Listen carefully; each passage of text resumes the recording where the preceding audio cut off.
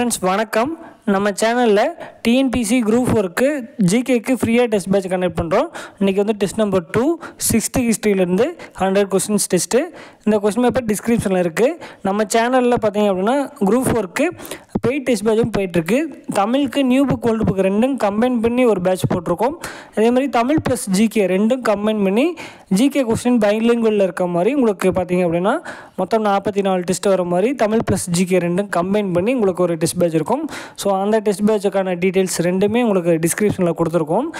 நீங்கள் தமிழ் பேட்ச் மட்டும் ஜாயின் பண்ணுறதுனால ஜாயின் பண்ணலாம், இல்லை தமிழ் + ஜிகே ரெண்டும் கம்பைன் பண்ண பேட்சில் ஜாயின் பண்ணுறதுனால பண்ணலாம். ரெண்டுக்கான டெஸ்ட் ஷெட்யூலும் உங்களுக்கு டிஸ்கிரிப்ஷனில் இருக்குது, நீங்கள் பாருங்கள். ஜிகேக்கான அந்த தமிழ் + ஜிகே கம்பைன் பேட்சில் ஜாயின் பண்ணிட்டீங்க அப்படின்னா உங்களுக்கு கரண்ட் அஃபேர்ஸ் எல்லாமே உங்களுக்கு அதில் கவர் ஆயிரும்.